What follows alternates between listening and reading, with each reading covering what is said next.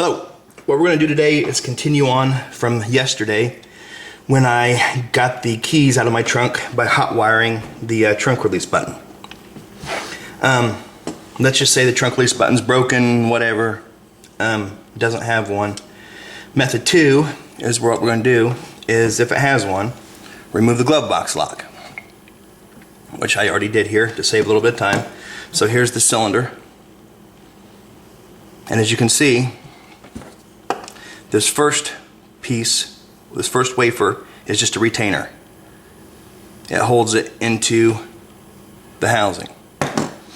The next 4 are actual cuts. And on the GMs, since the glove box, the doors, and the trunk all take one key, we're going to go by this and make a key for this first.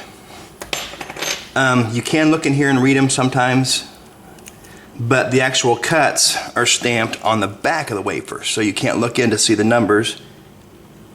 See, right there's a 5, a 3, I think. I'm looking at it through the viewfinder here. Another 3,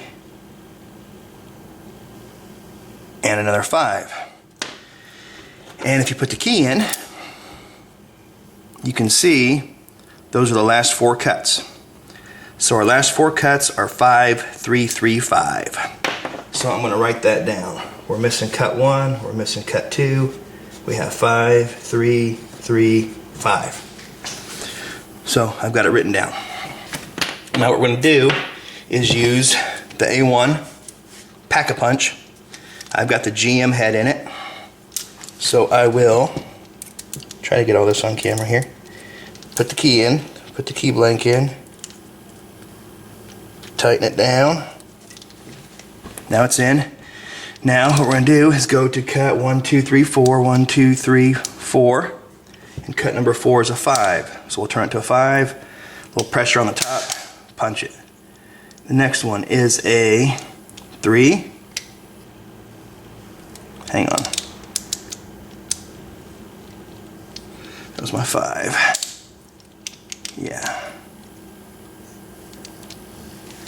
1, 2. I hit the wrong one, man.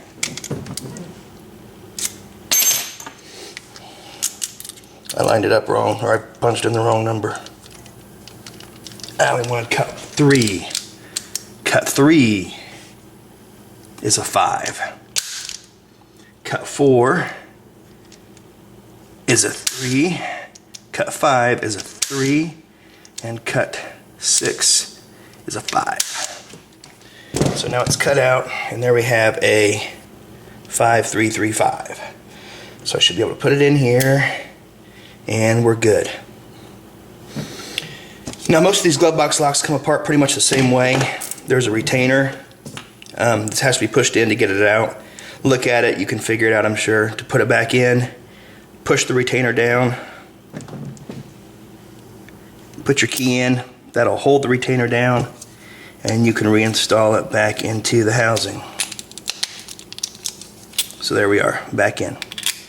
Okay, so now we have 4 of the 6 cuts. Okay, what we're going to do now is use a progression chart. The progression chart gives you options for the last 2 cuts. So what we're looking at here, it has even and odd.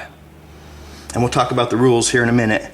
But add up your cuts. 5, 3, 3, 5. So we've got 10, 16. So we've got even.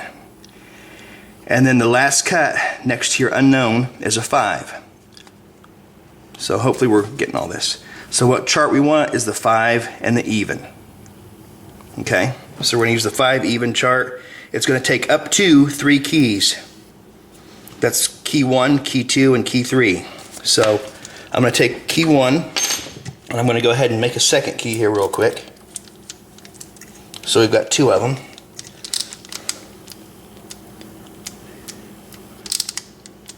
So we got 5, 3, 3,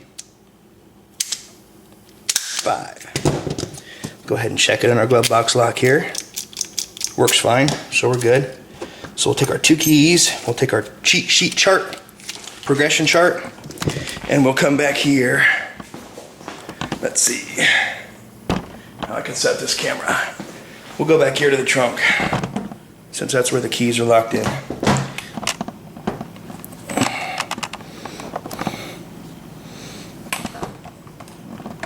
I wish I could get that to where you can see the trunk, but maybe we can do a door lock easier. Who knows? Sorry, this part wasn't planned out. Okay. Chairs are good. And there you can see the door lock. All right. So, we'll put our key in. Key does not work. So, going by our chart, what I need to cut first is a 1-3, then a 2-4, then a 3-5, then a 5-5. If none of those work, key 1 will be done. So I'm going to put the key back into the punch and cut a 1-3 for the first 2 cuts. So cut 1 is a 1, cut 2 is a 3. So now I have all 6 cuts. We're going to try it and see if it works. Does not work. Not a problem. The next one we're going to cut is a 2-4 according to our chart. So we're going to go 2, 4. See if that works. And that worked it. So now we have a working key for the doors. And if I take it back here, it should, bam, works the trunk. And there's the keys that were locked in again. So that's how we go about making a key for a working door key, or if you know, a lot of people buy these cars at auctions and stuff, comes with no keys. That's how we go about making a key for the doors. So that's part 1. Now let's look at the rules. These are, hang on, that was a 2-4.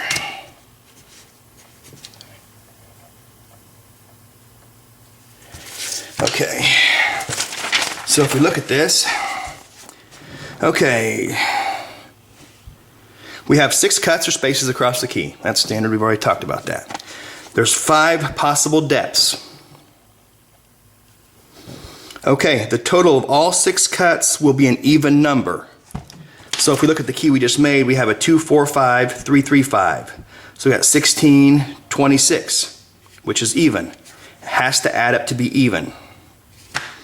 The same cut will not be used more than 3 times in a row. So you can't have 4 5s in a row. You can have 3 5s in a row, but not 4. No cut will be greater or lesser than 2 of the cuts next to it. So if I whip out the old code book here, I'm sure you can see these okay. Just pick one. It doesn't matter. See, there's 3 3s in a row, but not 4. Okay. There's a 4. Next to it you have a 3. On this side you have a 2. You wouldn't have, let's say, well, that one wouldn't work too well. Here's a 1. There's a 3 next to it. That's a difference of a 2. A 1 on this side. You wouldn't have, let's say, a 5 here. You'll never have a 5-1 in GM, I guess is what I'm saying. Or a, let's see, a 1-4, because that would be a difference of 3. You're never going to have that. And over here, these are all the actual key codes that are used. Now I'm going to show you. Here's what a GM lock. Here's a GM ignition. Okay, you've got the sidebar that pops out the side there. The sidebar is spring-loaded in. So when all the wafers line up, it pops in. See, here's one with no wafers in it at all. That's a trunk lock. And you can see the sidebar is stuck in. The reason these aren't really pickable is because, let's say with a Medco or an ASSA or something with a sidebar, the sidebar and the notch in the housing is kind of, you know, V-shaped. Where in the GM, everything is squared off. You see the sidebar sticking up there, it's square. You see the sidebar groove in here is squared off. So, oops, let me put this in here.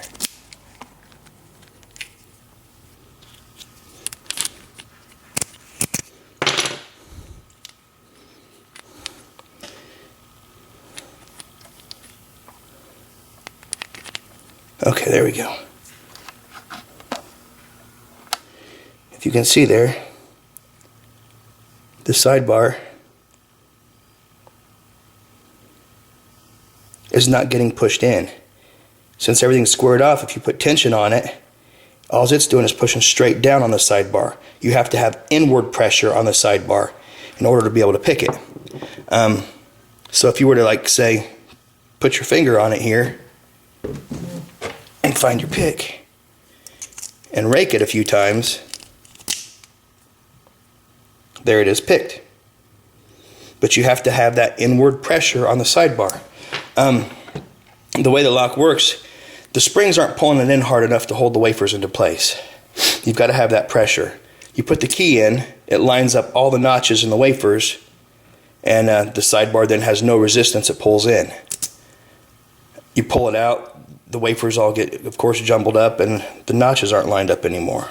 So you'll see a lot of people using jigglers on these, tryout keys, but you're not really, you might luck into one and pick one. I've never seen or heard of anybody single pin picking one.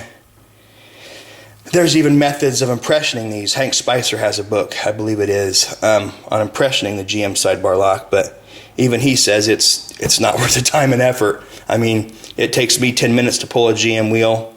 You pop it off. You see there's a code. 27B9 is the code. You grab your code book, you look up 27B9, which is right there. Your cuts are 455312. That's what I got on the key, 455312. You cut it with the clippers and you're done. So, and these are used till up, I think, up till about 95, maybe 96, maybe later. But that's what that looks like. So if you don't have the clippers, of course you can always use, your key machine and space and depth keys to do this also. It just take you a little longer. And as you see, there's show the sidebar working a little more there. There it is sticking out. There it is back in. And the sidebar, I don't have or the wafer, I'm sorry. I don't have a wafer on me. But they're kind of, that's a crude drawing of what the wafer looks like. And there's the notch. The notches for the different depths, the notches are just all in different positions, 1 through 5, all the way down it. And that's about it, I think. We made the key for the car. We got it opened up. Got the glove box lock. The 6 cuts and the retriever.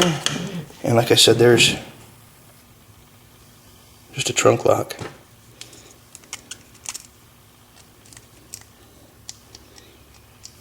The wafer goes in, a spring goes on top of it, and then the cap goes on top of that.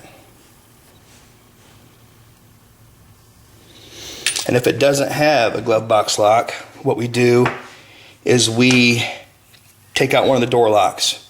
You take out a door lock, you take it apart, you put your finger on it, you rake it like I showed you, and then you use a decoder like this one right here. We'll just say do position number 1 and show you.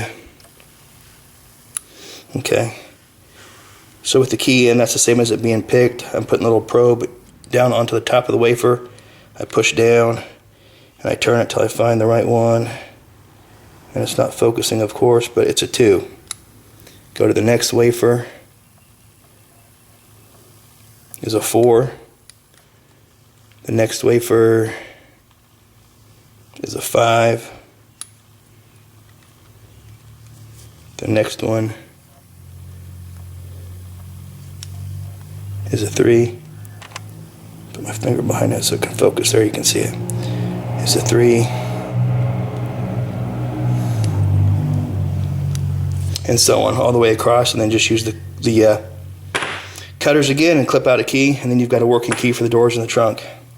So that's it, GM 6-cut, kind of in a nutshell. If you have any questions, let me know, and thanks for watching.